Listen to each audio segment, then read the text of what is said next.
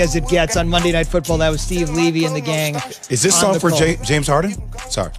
We'll talk about that later. 6:45, some James Harden conversation on the way. We'll get Jay Will's thoughts on the missing James Harden coming up at 6:45. At 6:15, nothing missing from the Bills last night. They were absolutely terrific. We're going to talk about the Pats, who are turning some heads, at least trying to make the playoffs, maybe grab that final wild card spot.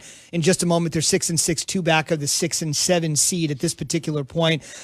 In the first segment, we clearly got your thoughts, Key, on that the Steelers are good, probably not good enough to beat the Chiefs. The Bills are good. Are the Bills good enough in a one-game scenario? You guys always say it, one game, right? Anything can happen in one game to beat the Chiefs when it matters most. I don't know that they are.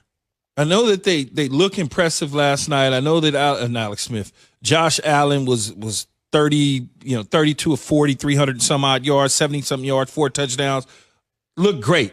But the Chiefs are just different. And maybe the Chiefs are different to me because I see them on highlights all the time. I watch them. It seems like they're on national television, big primetime games all the time. The coach is there. He's a figurehead in the National Football League. Maybe it's just that. They got the splash quarterback with the splash receivers, Honey Badger at safety. Maybe it's all of that little sizzle that makes me look at them different than I do the rest of the teams in AFC. With that being said, the Buffalo Bills going into that game last night felt like to me that the New England Patriots and the Miami Dolphins had tightened things up. There was a lot of pressure mounting for them to win the game against the Niners. If they lose that game against the Niners, it would have gotten even tighter. Now they win that game, the valve releases some of that pressure. Now they get a little more room, kind of 3 games up to win the division. So it's a weird situation when they have about a 90% chance to win the division over the other teams that's fighting the Dolphins and the Pats.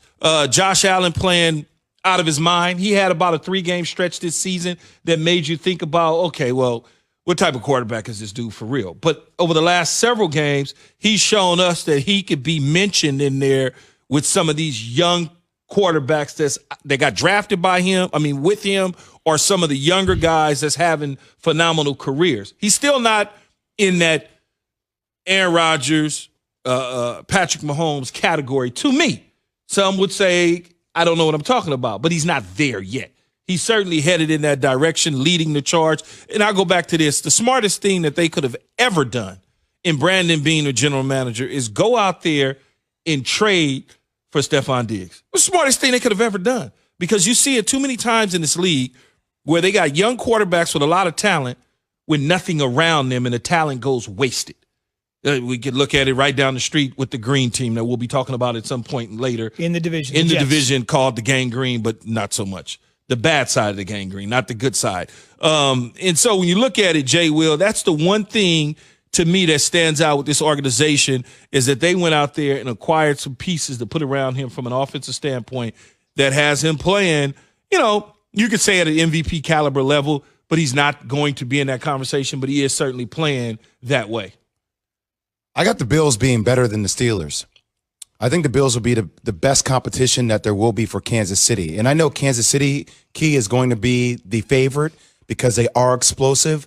I do feel like every time I turn on SportsCenter, I'm seeing a Steph Curry-like highlight reel when I watch Patrick Mahomes and the way they play, because of how they play. Even the Tyreek Hill catch we saw this past weekend, him not knowing they catch it, they're polarizing of a team to watch. But actually, when you dig deep, a lot of their wins, they played to the level of their competition as well. 3-point win against the Chargers, 2-point win against the Panthers, 4-point win against the Raiders, 3-point win against the Bucks, 5-point win against the Broncos. So they allow teams to hang into the games.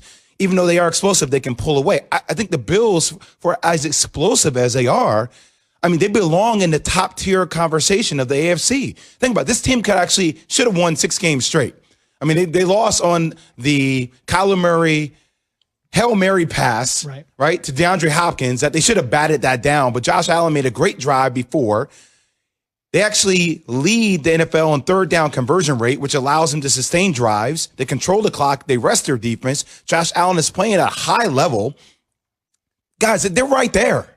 They're right there. I think it's time we start putting some respect on the Bills' name. I know people want to say, well, they're We always expect them to be the old Bills. I know we say that about the Browns too, but this is a different Bills team. They belong in that top tier conversation. You just need to see them do it before you believe it. No, it goes back to, for me, what I'm looking at is they're playing smooth. There's no clunkiness to it, right? The one thing that I would say, they won the game, which they win the game, and I'll go back. If Cam Newton puts the ball in the left hand, they probably lose that game. Much like we talked about with the Cleveland Browns the other day. Cleveland took care of business against Tennessee, which we were waiting for, that signature kind of moment for Cleveland. When will the Bills' signature moment come? This Monday or Sunday night against Pittsburgh. Because prior to that, they're winning and they're beating teams the way they're supposed to beat them. But is there an impressive, I'll use the college Final Four, the college football playoff committee. Where's the impressive win at, like with the team? Is it the Kansas Cities? Have they beaten? Have they beat the Pittsburghs of the world? Have they shellacked the Green Bays or the New Orleans? Like, where is that W at? Last thing, real quick. What do you think about the Pats' chances to maybe win out, get to 10 wins, and get to the wild card? Because that's the real wild card, quote unquote, discussion to be had. Well, it starts this Thursday night in L.A. If they drop this one to the Rams, then you can forget it. But if they go out there and they're there already, I'm sure. If they take care of business and they beat the Rams, now all of a sudden people start to look at it differently. Now, I'm not counting them out ever until they're mathematically eliminated, because again, they've done well against teams that Bill has beaten up on before, like the Rams, for instance. And so let's see what happens in LA on Thursday night. I don't think they're going to get it. But I'm also curious to see which Jared Goff shows up in that game, Key. We always talk about him being the difference maker, and now you say he's one of the top-tier quarterbacks there is in the league. Like, I just want to see it be consistent. Well, if he doesn't play well, Z, then the Pats will win. We have a lot of litmus test primetime games. Litmus test for Goff on Thursday night, litmus test for Allen and Roethlisberger Sunday night, litmus test for Lamar and Baker Mayfield on Monday night. Think about all those games. Let's go. Let's go indeed. Let's go to break. On the way, yeah, we know the deal. Trubisky, Foles, it's been terrible this year. I know, we discuss it every morning. The real question, what happens next season at the quarterback position? Our expert in Chicago with the answer next after Jay has this from Straight Talk. It's time for some Straight Talk. Look, we all drop our phones. It happens. You fumble it, crack it, splash it. Well, Straight Talk Wireless now offers this new Platinum Unlimited plan that includes phone protection. Just $65 a month for unlimited talk, text,